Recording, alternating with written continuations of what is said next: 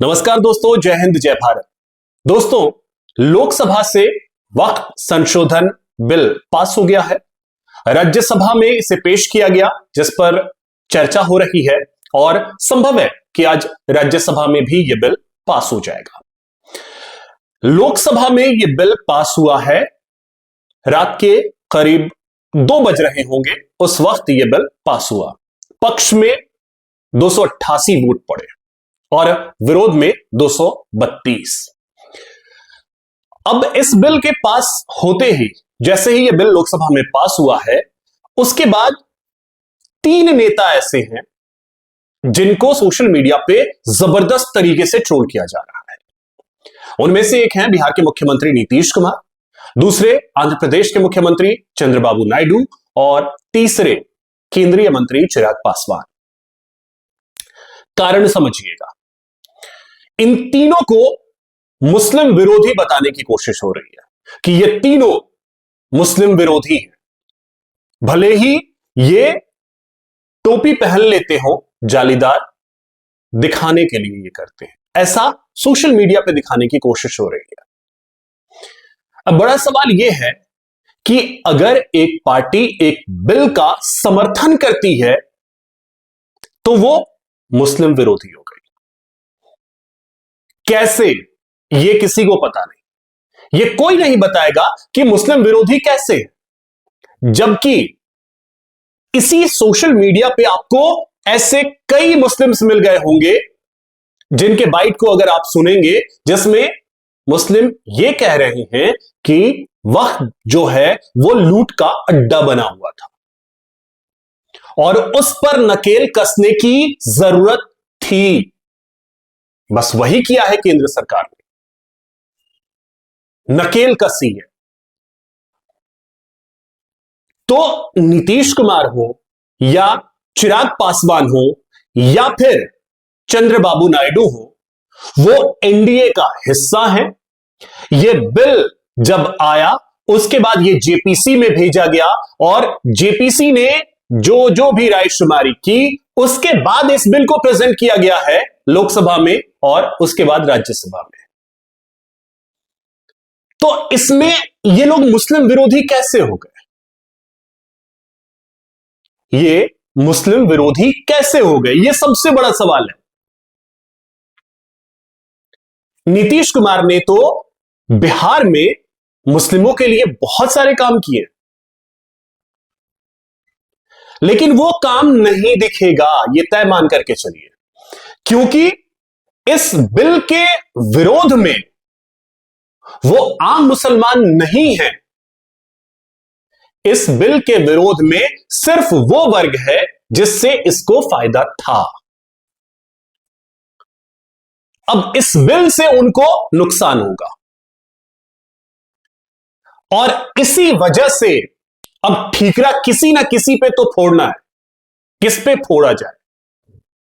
निशाने पर आ गए नीतीश कुमार, चंद्रबाबू नायडू और चिराग पासवान, क्योंकि इनके सांसदों को अगर जोड़ लिया जाए और यदि 288 में से इसे घटा दिया जाए तो फिर यह बिल शायद अटक जाता लोकसभा में। लेकिन बीजेपी ने अपने सहयोगियों से बात की, कई सारी चीजें संशोधित करनी थी, जिसमें जेडीयू ने अपनी तरफ से जो बातें हैं वो इस बिल में रखी, उसे स्वीकार किया गया।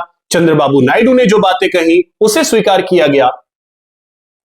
तो ये नेता तो उन मुस्लिमों के हित की बात कर रहे हैं जिन्हें आज भी सिर्फ और सिर्फ वोट बैंक समझा जाता है, जिनको सिर्फ और सिर्फ बरगलाने की कोशिश होती है।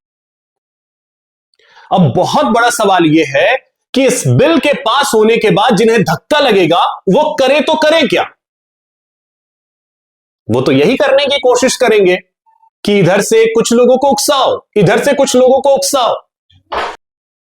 अब इस बिल के पास हो जाने की वजह से जिन लोगों को नुकसान होगा, वो लोग इस समय सबसे ज्यादा परेशान होंगे। होना भी चाहिए, परेशान होना भी चाहिए। लेकिन सोचने वाली बात यह है कि 2013 में जब यूपीए की सरकार थी, उस समय इसमें जो बदलाव किए गए और बहुत सारे ऐसे अधिकार इस बोर्ड को दे दिए गए जिसकी वजह से आज की स्थिति में, आज के डेट में संपत्ति वक्फ की अगर कहें तो इतनी ज्यादा पिछले 10-12 सालों में बढ़ गई जिसका आकलन आप कर भी नहीं पाएंगे। यही सबसे बड़ा कारण था। दोस्तों, पिछले कुछ महीनों में या कुछ सालों में आपने देखा होगा कि अक्सर आपके पास यह खबर आती होगी कि महाराष्ट्र के एक गांव में किसानों की जमीन पर वक्फ ने अपना दावा ठोक दिया। अब उनके पास कोई विकल्प नहीं है, जमीन उन्हें खाली करनी पड़ेगी। बिहार के एक गांव में जो कि पटना के नजदीक है, फतुहा में, वहां पे चस्पा कर दिया गया पोस्टर कि ये वक्फ की प्रॉपर्टी है, भाई आप लोग घर बार छोड़ दीजिए, जहां सालों से लोग रह रहे हैं। यही स्थिति देश के लगभग सभी हिस्सों में, कर्नाटक चले जाइए, तेलंगाना चले जाइए, तमिलनाडु चले जाइए, आप देश के किसी भी कोने में चले जाइए, हर जगह यही था। इतने असीमित अधिकार दे दिए गए वक्फ को कि अगर वो अपना दावा किसी जमीन पर ठोक रहा है तो फिर आपके पास विकल्प भी बहुत कम होते थे। हमारे देश में न्यायिक प्रक्रिया है, उस प्रक्रिया तक भी आप उसे नहीं ला सकते थे। जैसे मान लीजिए अगर मेरी किसी भी चीज पर कोई दावा ठोकेगा, चूंकि मैं हिंदू हूं तो मेरी किसी भी चीज पे कोई दावा ठोकेगा तो मैं कोर्ट जा सकता हूं, लेकिन अगर वह मेरी संपत्ति पे दावा ठोकेगा तो मैं कोर्ट नहीं जा सकता था। तो आप अंदाजा लगाइए कि क्या स्थिति रही होगी, और वक्फ के पास जो ये असीमित अधिकार था वो खत्म करना कितना जरूरी था। अब इसे आप कोर्ट में ले जा सकते हैं, हाई कोर्ट, सुप्रीम कोर्ट। अगर संपत्ति आपकी है तो आप अपना कागज दिखाइए, और यह सर्वविदित है, कई बार यह राज सामने आ चुका है कि वक्फ के पास जितनी प्रॉपर्टी है उसके कागजात उनके पास सारे के नहीं हैं। लगभग 70-80% प्रॉपर्टी के कागज है ही नहीं। भाई अगर आपके पास आपने कोई संपत्ति ली है, कोई प्रॉपर्टी ली है, तो उसके कागज तो आपके पास होंगे। नहीं, सिर्फ दावा ठोक देंगे कि हां ये हमारी संपत्ति है, हम कागज नहीं दिखाएंगे, लेकिन अब कागज दिखाना पड़ेगा, और यही यह बिल कहता है। और केंद्रीय गृह मंत्री अमित शाह ने भी यह साफ कर दिया, जब किसी महोदय का यह कहना था कि अल्पसंख्यकों को यह स्वीकार्य नहीं होगा, उसी समय केंद्रीय गृह मंत्री अमित शाह ने भरे सदन में हुंकार भरते हुए यह कह दिया कि यह देश की संसद के द्वारा बनाया गया कानून है और हर किसी की बाध्यता होगी इसे मानना। अगर देश का कानून कोई है जिसे देश का संसद बनाता है तो उसे मानना हर किसी की बाध्यता होगी, हर किसी को मानना पड़ेगा। हमारा देश लोकतांत्रिक देश है, और जो प्रक्रिया लोकतांत्रिक होगी उसे हर किसी को स्वीकार करना पड़ेगा, हर किसी को मानना पड़ेगा।